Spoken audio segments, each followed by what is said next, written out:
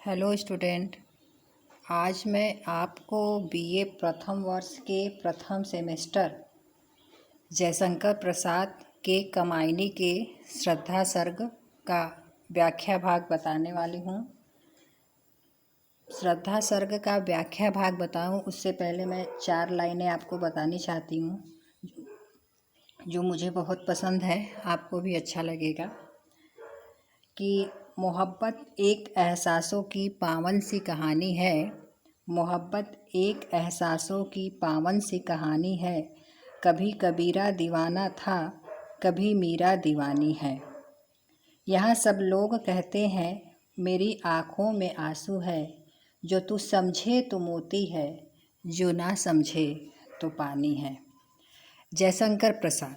जैसा कि आप सभी जानते हैं कि जयशंकर प्रसाद को छायावाद का प्रतिनिधि कवि, सर्वश्रेष्ठ कवि कहा जाता है और बार बार इस पर प्रश्न भी पूछा जाता है कि छायावाद जयशंकर प्रसाद के सर्वश्रेष्ठ कवि हैं, सिद्ध कीजिए।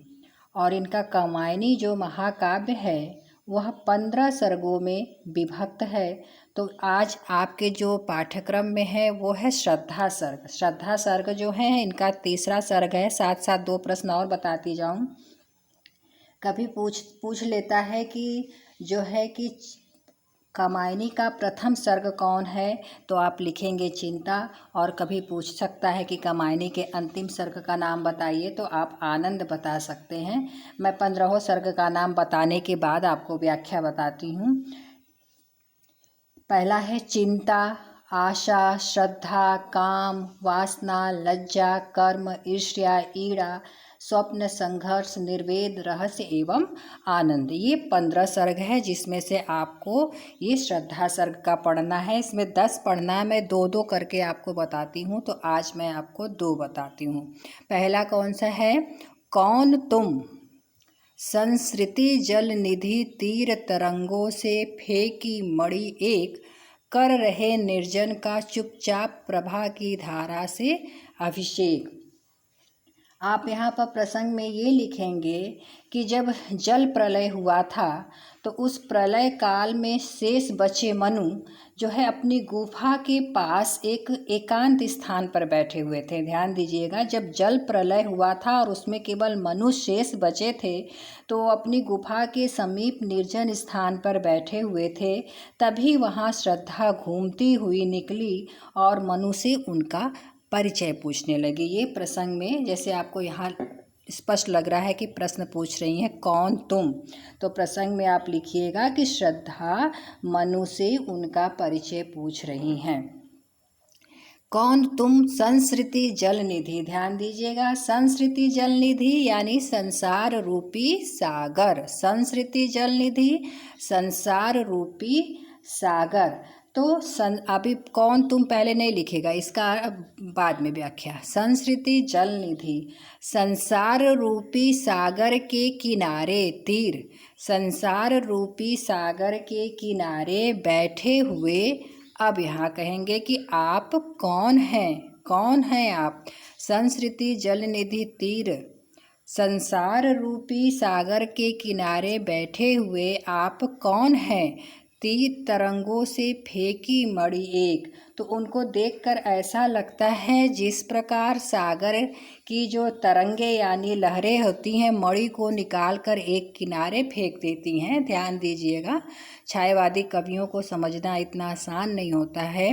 तो तरंगों से फेंकी मणि एक, जिस प्रकार सागर के किनारे मणि को निकालकर सागर की लहरें, तरंगे सागर की लहरें मणि को निकालकर एक किनारे फेंक देती हैं, उसी प्रकार ये अब आपको अपने से बनाना है। उसी प्रकार आप कर रहे निर्जन का चुपचाप प्रभा की धारा से अभिषेक। उसी प्रकार आप जो है संसारिक व्यथा यानी दुखों रूपी लहरों ने आपको यहाँ ला बैठाया है। अब सीधा देखिए, बहुत उलझी मत, अर्थ आप लिखिएगा कि श्रद्धा मनु से पूछ बैठती हैं कि संसार रूपी सागर, संस्कृति जल निधि, संसार रूपी सागर के किनारे बैठे हुए आप कौन हैं।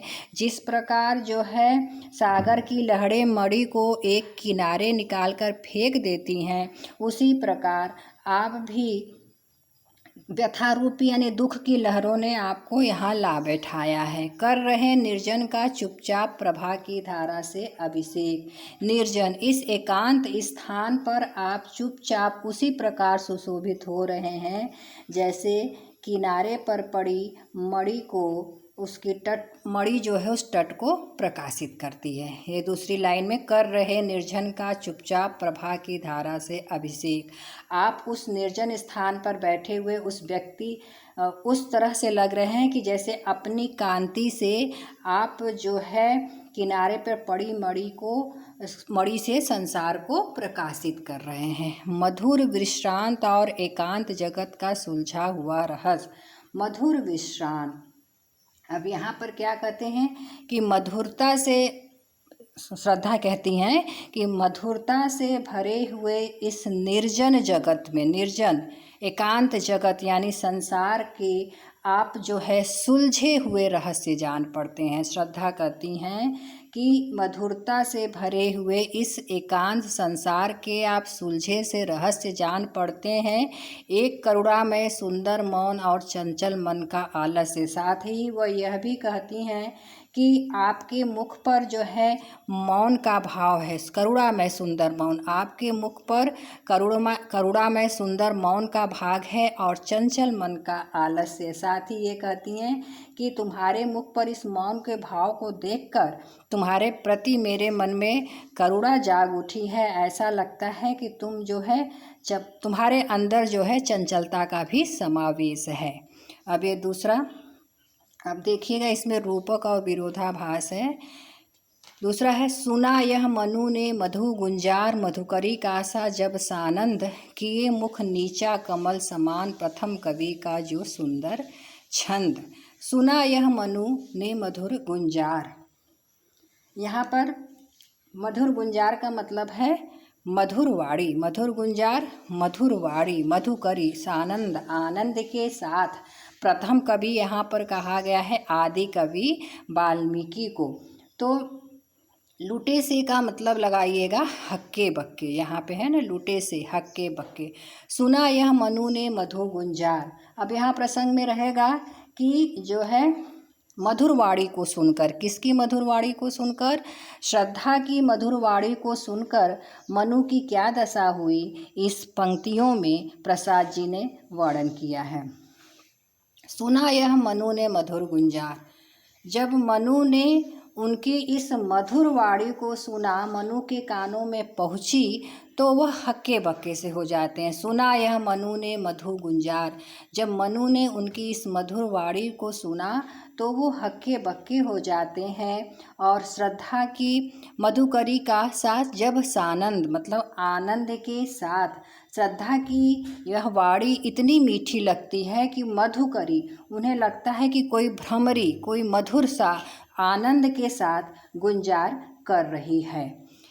किए मुख नीचा कमल समान प्रथम कवि का जो सुंदर छंद। किए मुख नीचा, मनु उदास भाव से अपने मुख को कमल के समान नीचे झुकाए बैठे हुए थे, किंतु उस मधुर आवाज़ को सुनकर वह शांत नहीं रह सके। किए मुख नीचा कमल समान, मनु जो है अपने मुख को कमल के समान नीचा किए हुए थे, लेकिन श्रद्धा की वाणी सुनकर वह जो है शांत नहीं रह सके, क्योंकि श्रद्धा की वाणी बहुत मीठी थी। प्रथम कवि का जो सुंदर छंद, प्रथम कवि यहाँ पर बताती चलूँ आपको कि आदि कवि जो वाल्मीकि हैं, उनके मुख से जैसे पहला छंद निकल गया था, सुनकर पहला छंद निकला था उनके मुख से, उसी प्रकार जो है श्रद्धा की उस वाणी को सुनकर मनु के मन में भी कौतूहल जाग उठता है। यहाँ पर आपको प्रथम कवि का जो सुंदर छंद ये बता दूँ कि जो कौच पक्षी होता है वो दोनों आपस में खेलते रहते हैं, तो उसमें से जो नर होता है उसको एक बहेलिया मार देता है। उसी के दुख को देखकर प्रथम कवि वाल्मीकि का पहला छंद निकल पड़ा था। एक छिटका सा लगा संघर्ष निरखने लगे लुटे से कौन। एक छिटका सा लगा संघर्ष, श्रद्धा की मधुर वाणी को सुनकर मनु को एक झटका सा लगा। झिटका सा मतलब झटका सा लगा। श्रद्धा की मधुर वाणी को सुनकर जो है मनु को एक झटका सा लगा और उन्हें ऐसा प्रतीत हुआ कि उनके सारे शरीर में बिजली सी चमक गई। निरखने लगे लुटे से कौन, और वह जो है नव स्फूर्ति से भरकर अत्यंत आनंदित हो गए। गा रहा यह सुंदर संगीत, कुतूहल रह न सका फिर मौन। और जो मनु थे वो अपने कुतूहल को शांत न रख सके। उनके मन में एक सुंदर संगीत उत्पन्न हो जाता है, वह अपने कुतूहल को शांत न रख सके और उन्होंने फिर अपने मौन को तोड़कर अपनी दृष्टि को ऊपर उठाया। अब अगला जो है तीसरा, अब अगले वीडियो में। धन्यवाद।